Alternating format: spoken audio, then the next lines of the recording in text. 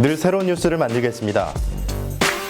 진심을 다하는 언론, 지식교양 전문 채널 시선뉴스입니다.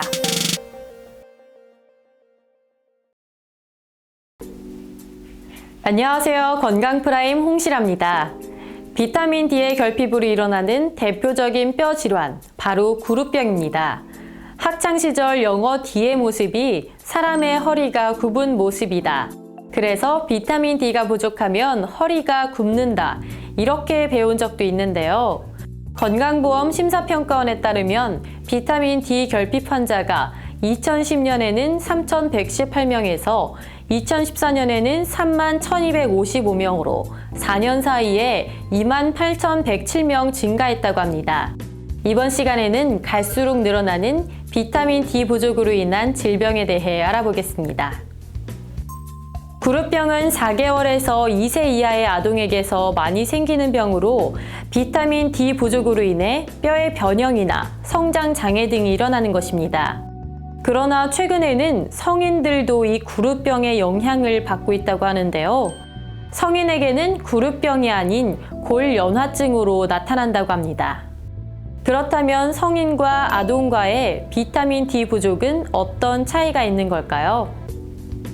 아동 구루병과는 달리 성인은 이미 성장이 다 완료된 상태여서 뼈의 변형으로 일어나는 증상은 아니고 골연화증이라는 소견을 쓰게 되는데, 최근에 비타민 D 부족한 성인이 5년 사이에 8배에서 10배 정도로 증가하는 추세로 봐서는 골연화증의 소견도 같이 증가하고 있다고 생각해도 됩니다.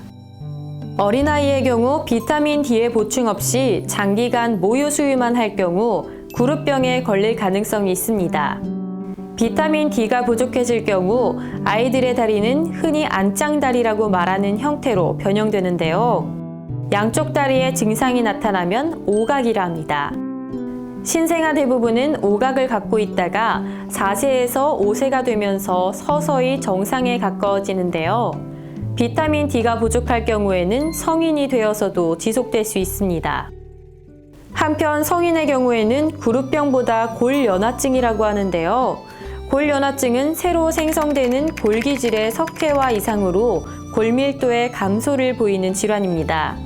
전반적으로 근육이 약화되거나 골 통증이 있을 수 있고 보행 시에 좌우로 흔들리는 것이 특징입니다. 또한 뼈에서 칼슘과 인이 점차 소실돼서 뼈가 약해지고 부러지기 쉬운 상태가 되는데요.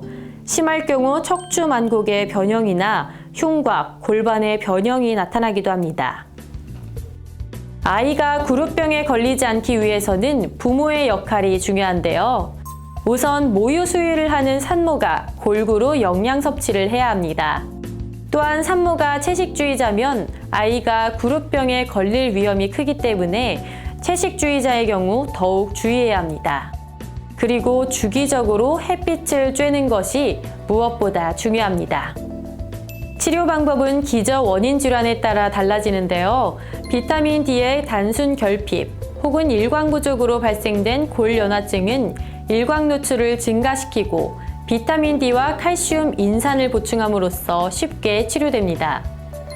반면 흡수장애에 의해 발생된 비타민 D 결핍증에는 대량의 비타민 D를 투여하는 등의 전문의의 처방이 필요합니다. 그리고 성인 구루병인 골연화증의 경우 달걀 노른자, 버터, 우유 등 비타민 D가 많이 함유된 음식물과 함께 칼슘 섭취도 함께하는 것이 좋습니다. 보통 이제 성인의 경우에는 골연화증만 따로 갖고 계시는 분은 조금 드물고 골다공증이나 칼슘 부족도 같이 가지고 있으신 분들이 많거든요. 그러니까 칼슘이랑 비타민 D가 같이 들어있는 보충제를 드시는 게 더 올바른 방법이라고 할 수 있습니다. 아이와 성인 모두 야외 활동이 줄어들면서 비타민 D가 부족해지고 있는 추세입니다. 햇빛을 쬐는 시간이 적어진 만큼 구루병과 골연화증에 대해 더 관심 가져야 할 것입니다. 적절한 야외 활동으로 건강을 지키시길 바랍니다. 지금까지 구루병과 골연화증에 대처하는 자세, 건강프라임이었습니다.